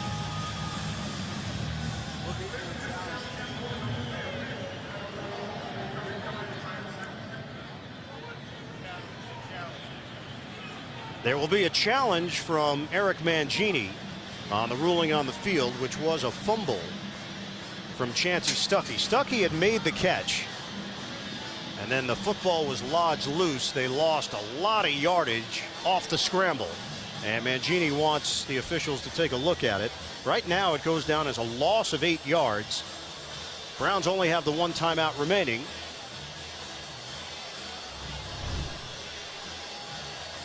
I think he was down. Yeah, I think he was down too. Should have been ruled down. Brandon Johnson with the stick. Well, Brandon Johnson has had a nice day, really nice day, in taking it over for Keith Rivers out with that calf injury. He's made a number of plays for that defense. You might be looking at the clock and saying, why isn't it an officials review at 1:59? Well, the play actually happened prior to the 2-minute warning, so that means that the responsibility belongs to the coaches to challenge it. And because the Browns had the 1 timeout remaining, Mangini had the option. Browns are yet to have one overturned this season. And just watch here. That shoulder's down. Yeah, the elbow was shoulder down. To me, it should have been whistled dead. Clearly, he has control of the ball. Yeah, that's not even close. If this is taking a little longer, it's probably because Mike Carey has to figure out where they're going to spot the football. If he gets out of there quickly, then the determination would have been, well, it was a fumble, we move on. So the fact that this is lengthy indicates that the play will be overturned and the ball will be spotted where Stuckey brought it in and was tackled. It's a very anxious feeling sometimes when you're in a tight game as a player, as a coach, waiting for that official to come from that area with the challenge. After review, the receiver had clear control of the ball when his knee hit the ground. Therefore, it's 4th down, 6 yards to go. 5 yards to go on the 46-yard line. Cleveland is not charged with a team timeout. So Eric Mangini wins the challenge. And they're still looking at a 4th down, but a 4th and makeable 5 yards for the Cleveland Browns. So they'll place the football at the 46. And the Browns is trying to stay alive here with 1:59 to go. They trail by 2 scores, so a lot more work left in front of them. They need to pick up some big yards. I mean, big chunks of yards. These 5- and 6-yard checkdowns aren't going to get it done at this point in the game. Yeah, this is a team that has only 169 yards of offense. 4th and 5. Cincinnati can end the game right here. Quinn throws incomplete. Robert Gathers applied the pressure. Massaquoi in the general vicinity, but that has been the story of the day between Quinn and Massaquoi. They just haven't been on the same page. Yeah, they bring pressure. They don't even block Robert Gathers off the edge. And you know, when you study a guy like Mike Zimmer, the defensive coordinator, at crunch time in a 2-minute situation after a clock stoppage, you just know that pressure is going to come. The Browns didn't do a very good job in that situation, anticipating the call from that guy right there, Mike Zimmer. With 1:55 to play in the 4th quarter. Browns still have 1 timeout remaining. Cincinnati takes over as the Browns turn it over on downs. Larry Johnson in the backfield. Johnson at 93 yards rushing. You can go over 100. And Johnson gets thrown down at the 42-yard line by Eric Wright. And timeout called by the Browns. Jonathan Fanene, his family watching this game today in the American Samoa, and a 60 Minutes crew is there filming it for a future piece on Fanene. Talented guy with the Cincinnati Bengals. I'll tell you, he's had a really nice, not only a nice game, but he's really played well this year for that defensive line. And it's Cameron Wimbley down on the play. They have already lost Sean Rogers to an ankle injury. You know, it's amazing. We've seen a number of injuries today from the Cleveland Browns, not a ton from Cincinnati. This Cincinnati offensive line, I'm telling you, they're the real deal. They get after you, they challenge you in the running game, they run downhill, they finish plays, they're very physical. I think it takes its toll on a defense.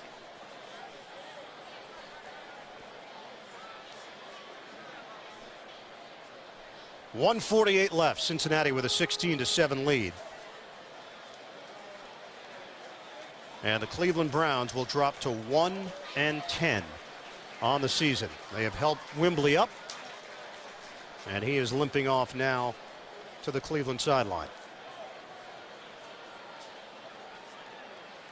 Now the future of this Browns team, all the talk of bringing in a man to oversee the football side of the team, a czar, as they say.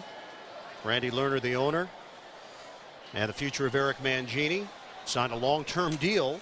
So the assumption would be that Mangini and his philosophies are here to stay, and he believes that he and Mr. Lerner share the same vision for the future of this organization. Well, I think at some point they'll bring somebody in, whether it's, there's been some talks about Bill Parcells and guys like Mike Holmgren. Those names have been mentioned. And Larry Johnson out across the 35-yard line. He has cracked 100 yards on the day. 108 for Johnson, the two-time Pro Bowler, and a new chapter in his NFL career. So Cincinnati improves to 8-3, 6-0 in the division. What a season for the Bengals, as the Browns drop to 1-10, 0-5 in the AFC North. you know, I go back to weeks 3 through 5. I thought it's a real turning point for this team where they orchestrated come from behind wins in the fourth quarter versus Pittsburgh, Cleveland, and Baltimore. That was huge for that football team, and that's why they call them the Cardiac Cats. 7 of their 10 games have been decided in the final 2 minutes. No one better than Carson Palmer in those situations. They limit the Browns to 169 yards of offense. Cincinnati certainly didn't have its best day offensively, but on the ground, dominant. 212 yards. That's without Cedric Benson out with the hip flexor. I'll tell you, that's amazing. When you run the ball like that and you play good defense, that's the perfect formula for success. One more snap. It's a clean sweep through the AFC North for the Cincinnati Bengals. They finished the season undefeated in the division for the first time in franchise history. 16-7 the final. Bengals over the Browns in the Battle of Ohio.